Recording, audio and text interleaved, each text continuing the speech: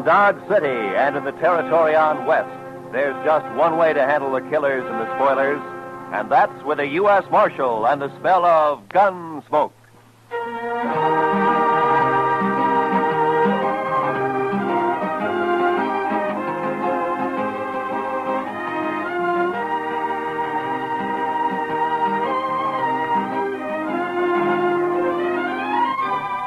Gunsmoke, starring William Conrad. The story of the violence that moved west with young America. The story of a man who moved with it. Matt Dillon, United States Marshal.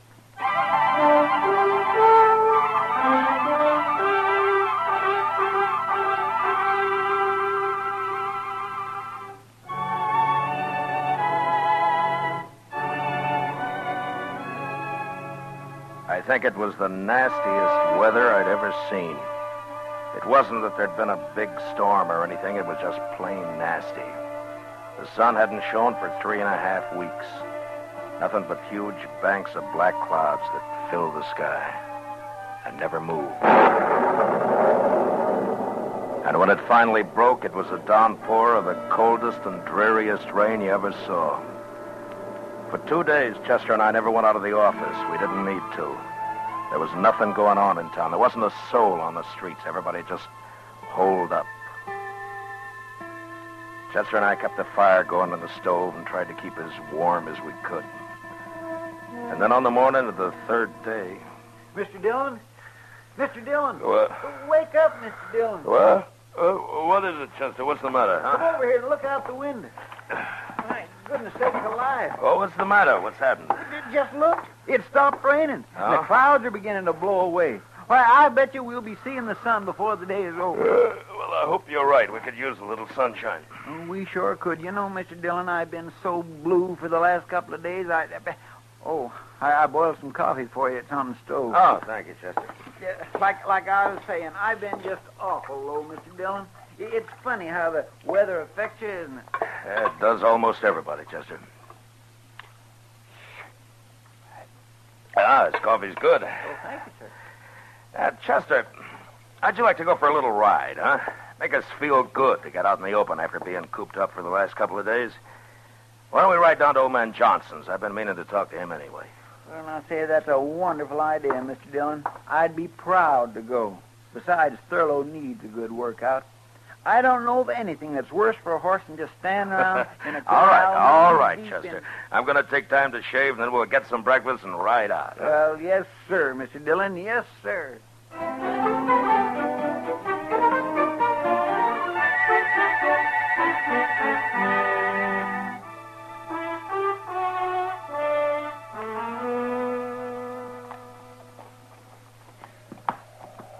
You were right, Mr. Dillon.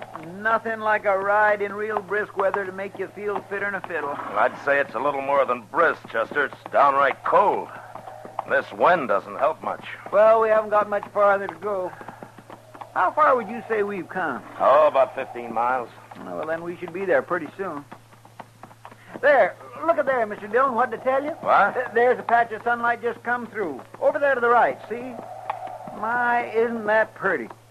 Chester. Hmm? There by that hackberry tree there in the sunlight. You see? What is that? Can you make it out? Where? Oh, yeah, I do see something, but I can't... Come on, quite... let's ride over to it, huh?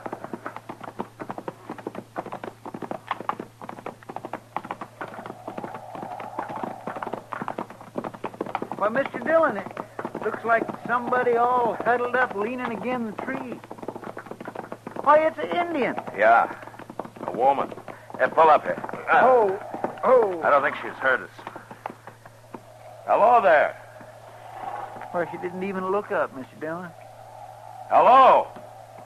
Is something wrong? Well, there sure must be. Let's walk up, Chester.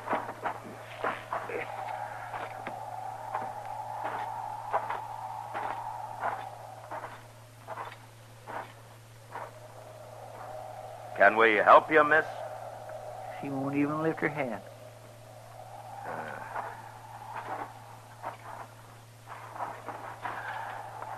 Miss, what's wrong? She looks sort of befogged, don't she? Yeah. Miss, Here, look at me. Now, I'm not going to hurt you. Chester, she's burning up with fever. Well, what in the world is she doing way out here in the middle of nowhere anyway? Being out here in all this weather, she's probably caught her death in the morning. Yeah, you may be right, Chester.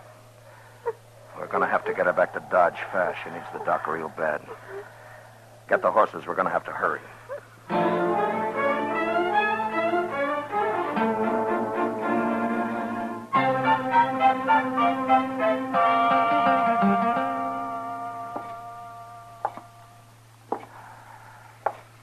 Mr. Dillon, did you notice what a pretty little girl she was? I declare I don't think I've ever seen a more beautiful woman. Yeah. And her hair. You know, I think Indian women have the prettiest hair in the whole world. Seems such a shame that such a pretty little thing should have to be all... Matt? Oh, hiya, Kitty. One of the boys at the Texas Trail told me he saw you and Chester riding up the street here to Doc's office, and that you were carrying an Indian girl in your arms. He said she looked like she was dead. What happened? Well, we found her out in the middle of the plains. That's right, Miss Kitty. She was just sitting under a big old hackberry tree. Oh, what was wrong with her? I don't know. Exposure, I guess. Doc don't think there's much chance for her, Miss Kitty. Oh, that's too bad. Matt, you better come in. Yeah. Kitty. Doc? How is she, Doc? She just regained consciousness. I'm afraid I can't see how she's still alive. Well, you think I could talk to her? Well, you can try. Certainly won't hurt anything. But I'd like to find out who she is so that I can notify her people if... Well, you better hurry. Yeah.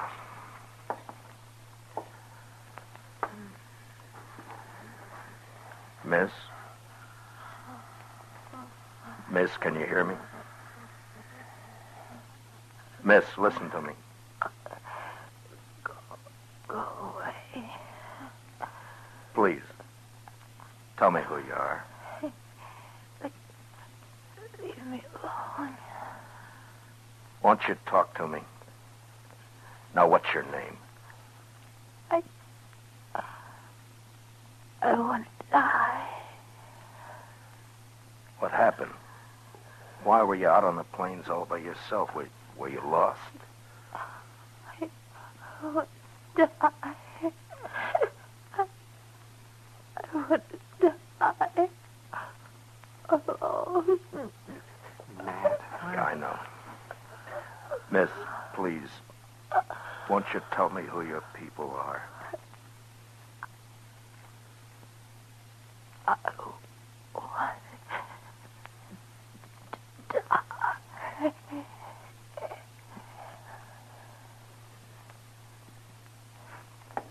Well? Doc, I'll be outside with Chester and Kitty. All right. When you come out, would you bring me her ring and that necklace she's wearing? All right, Matt, if you want. But what... Just bring them to me, will you?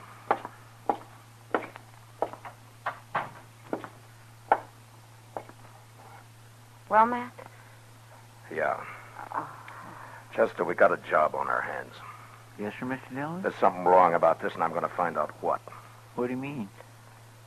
She was wearing a gold wedding ring. Yes, but Mr. Dillon, Indians don't use wedding rings. I know. Then you mean you think she was married to a white man, Matt? Yeah. Here's the necklace, Matt. Thanks, Doc. Have any of you heard of anybody around town marrying an Indian girl in the last year or so? No, Matt. No? Well, there ain't but one squaw man in the whole town that I know of, Jack Benson. And he married his squaw some 8 or 10 years ago. Well, then we're going to have to start from the other end. We've got to identify her. We'll have to find out what tribe she's from. And she looks like an Arapaho, Matt, from her clothing. Well, I thought that too, Doc, but which camp? There are 3 Arapaho camps within 40 miles of here. Say, Mr. Dillon, maybe Great Eagle could help you. Yeah. He's camped down by Sandy Fork now, isn't he? He knows you. He's about the friendliest Indian around here these days. Say, Matt, don't you think this might cause trouble if you let them know that a white man is mixed up in this? What? Wouldn't it be better to just bury her. Do you think that's the right thing, Doc? Oh, no, I guess not. But I was talking to Colonel Jackson out at the fort the other day, and he said he was expecting us to have some real Indian trouble any day now. And this might start something. I know there's that possibility, Doc, but I also know that there was something behind this girl's death, and I think it's my duty to find out what. I'm sure I can talk to Great Eagle and get what information I need without stirring up anything. I hope you're right, Matt. Yeah, I hope I am, too. Chester? Yes, sir, Mr. Dillon? Get our things ready. We'll start for Great Eagle's camp tonight.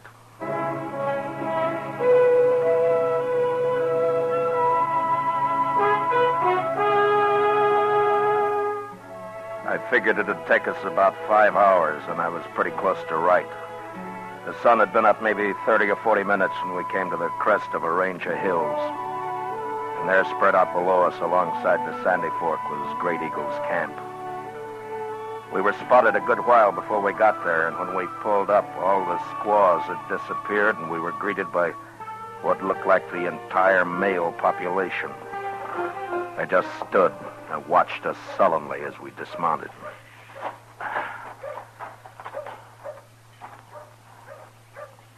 I don't think they're too happy to see us, Mr. Dillon. You may be right, Chester.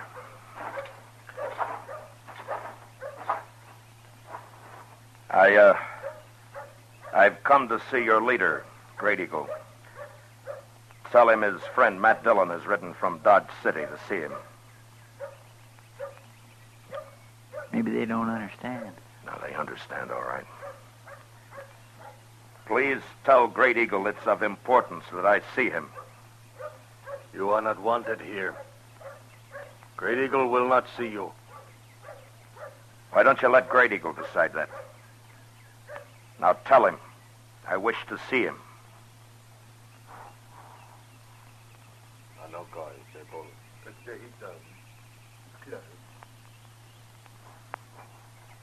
Great Eagle is ill, but I will tell him you are here. I thought for a minute there that we'd rode all this way for nothing, Mr. Dillon. Yeah, we may have, Chester. I wouldn't say these fellows is very sociable, would you? No. Doc must have been right about trouble brewing. Well, the last time we was out here, Great Eagle was real friendly. I swear I don't know what we've done to make him feel so good. You're talking too much. Yes, sir. Come.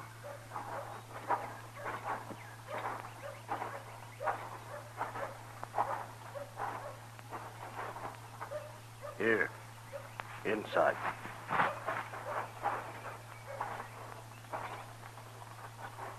Matt Dillon, it is good to see you once more. And you, Great Eagle. You wish to talk with me? Yes, I do. I'm in need of your help. To be able to return your many kindnesses pleases me. I would first like to explain to you that I am aware of the unrest between your people and mine. And it's my desire that what I tell you be as a confidence between friends. If it were known, it might cause further trouble. It will be as a confidence. Thank you. Well, yesterday we found a young girl on the plains. She suffered from exposure. So we took her back to Dodge City for medical attention as fast as we could, but we were too late. She was of your people. Her clothing told me that, so I came to you to help me identify her. I can't tell you why, but I feel that there was evil behind the death of this girl, and I must find out about it. You see, she was wearing a gold wedding ring, the ring of a white man. Can you describe the girl? Well, I can only tell you that she was of great beauty, and, well, here, she wore this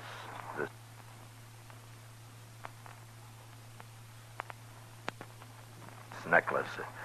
It's unusual in design. I thought it might help in identifying her. Yes, it helps. Then she was from this camp? You knew her? Yes, I knew her. She was my daughter.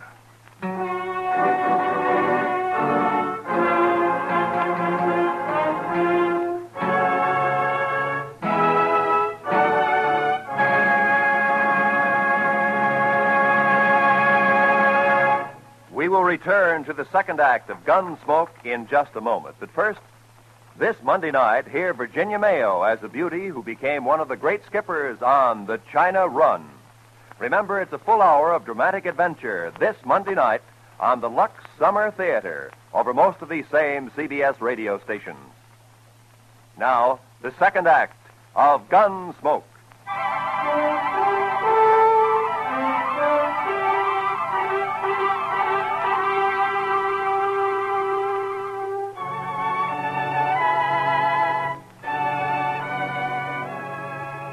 I looked at Great Eagle's face, and all of a sudden, Doc's warning came back to me. I saw Chester out of the corner of my eye. He looked exactly the way I felt, that hopeless feeling of not knowing what to do. I guess we must have stood for maybe a minute. Nothing was said. This man sitting before us, this man of great dignity with his bronze face showing no emotion, just staring into nothing, holding the necklace in his huge hands. Great Eagle, we had no idea. Thank you. I understand. I'm sorry to have to ask this now, Great Eagle, but do you know what might have happened? I know nothing. Where is my daughter? She is at Dr. Adams' office in Dodge City. She will be buried here. I will come for her. You mean come into Dodge? I will be there before sundown of this day. Well, Great Eagle, with this unrest between our peoples, I don't think it would be but wise to come right into town. There are people there that might cause trouble. Before sundown, I will come for her. But isn't it running a chance unnecessarily? We could arrange to meet you on the other side of the river, or maybe... Before sundown of this day, with my braves, I will come into Dodge City for my daughter. But you can't bring your braves right into... All right, Great Eagle, I'll do what I can to see that there's no trouble. Before sundown, then.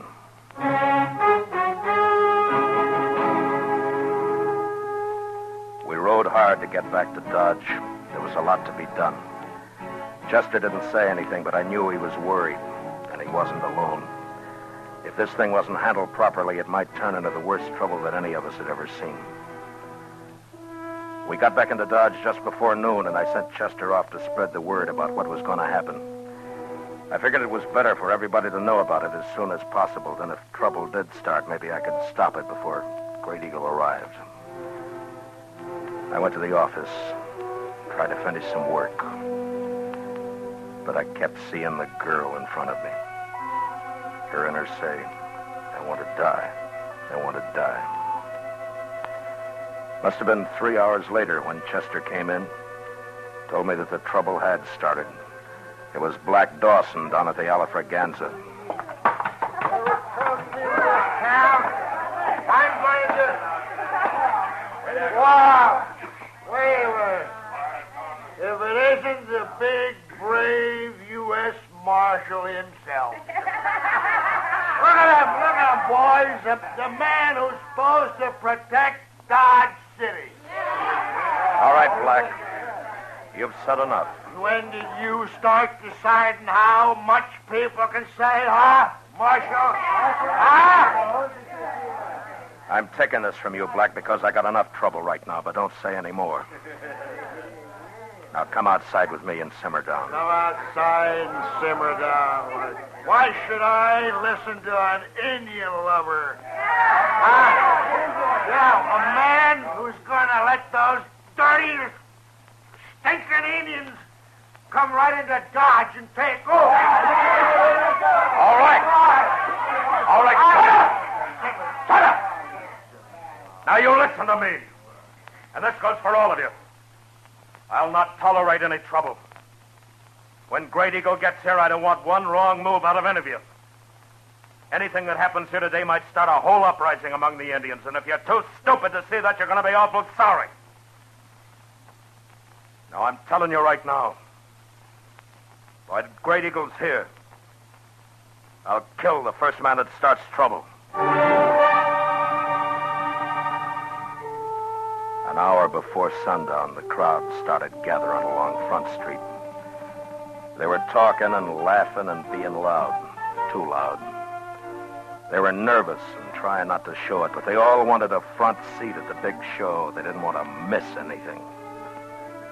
And then Black Dawson and his gang came out of the Alafraganza and stood leaning up against a hitching rail. Finally, Chester came down from Boot Hill where he'd been on lookout, and he told me that he'd spotted Great Eagle and his braves. They were coming. I looked around, and everybody started to turn quiet. They knew. I told Chester to keep an eye on Dawson, and I started down the street. I crossed the plaza and walked to the river. Before the Indians started to cross the bridge, I stopped them.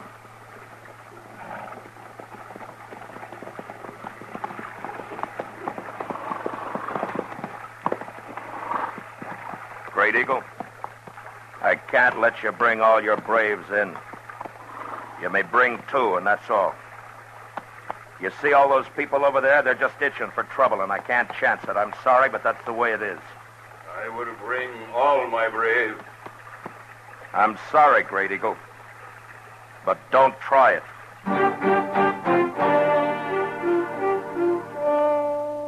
I turned and walked back into the plaza and stopped in front of Doc's office and stood, waiting. Great Eagle and his band didn't move. They just sat there on their horses, looking into the plaza.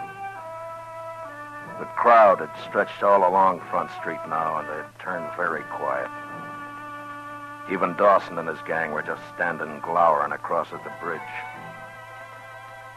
I wasn't sure what was going to happen.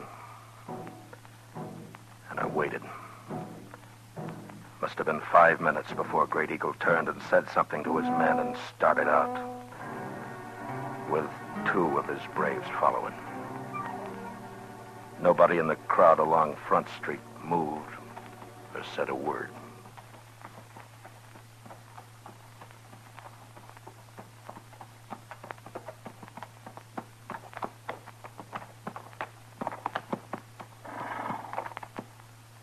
Where is she? In here.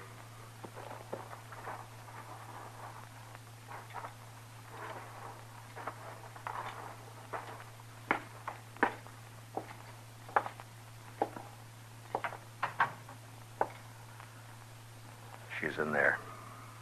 I want to talk. Come in with me. All right.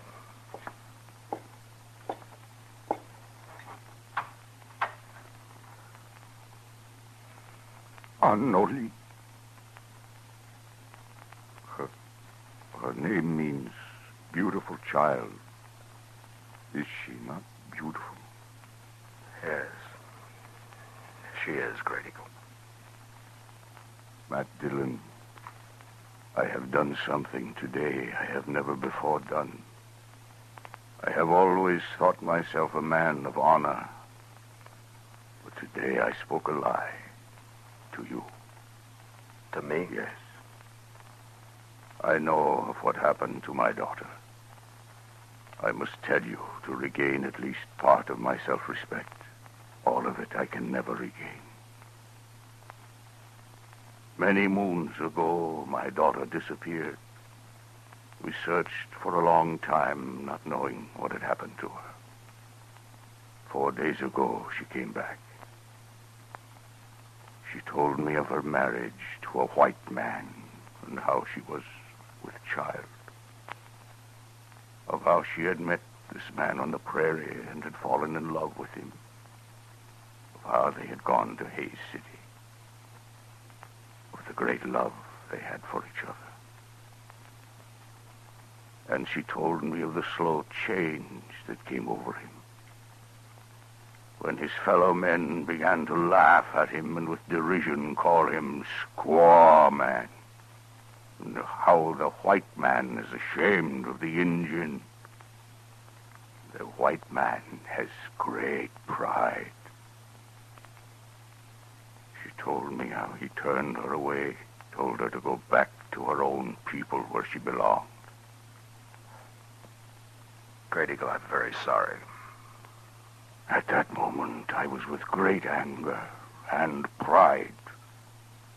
And for this, I will never again be a man of honor.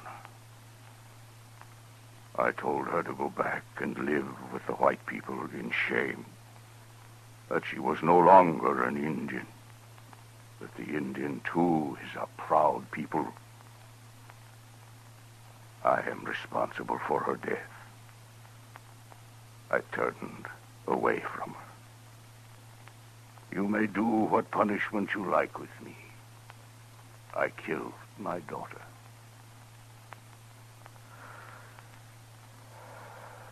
No, Great Eagle, you didn't kill your daughter.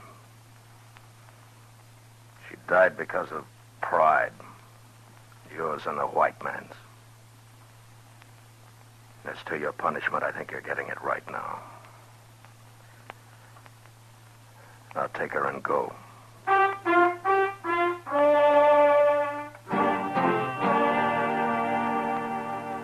As Great Eagle reached the bridge, the rest of his braves turned and joined him and rode slowly off across the prairie, out of sight.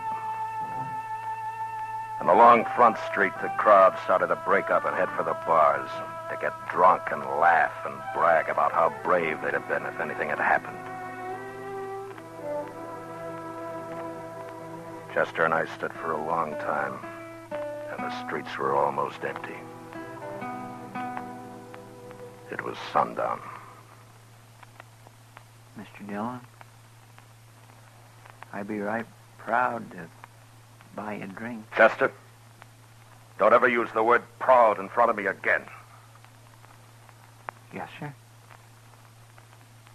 I'm sorry, Mr. Dillon. No, Chester, I'm sorry. Come on, I'll buy you a drink.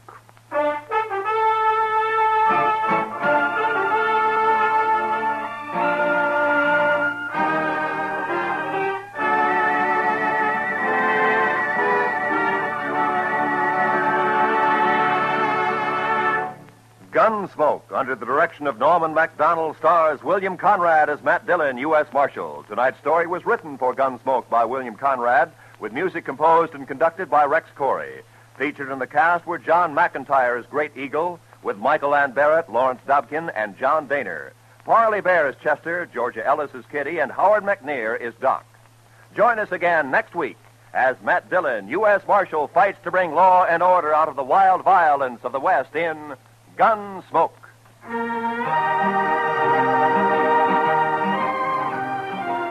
Premiere this Monday in the daytime on CBS Radio. Hear Walter O'Keefe in The Wizard of Oz, an exciting new audience participation show that's really an odds-on favorite to win with you. By all odds, hear The Wizard of Oz, Monday through Friday, on most of these same CBS radio stations. This is Roy Rowan speaking, and remember, the comedy treat that can't be beat is Jack Benny Time on the CBS Radio Network.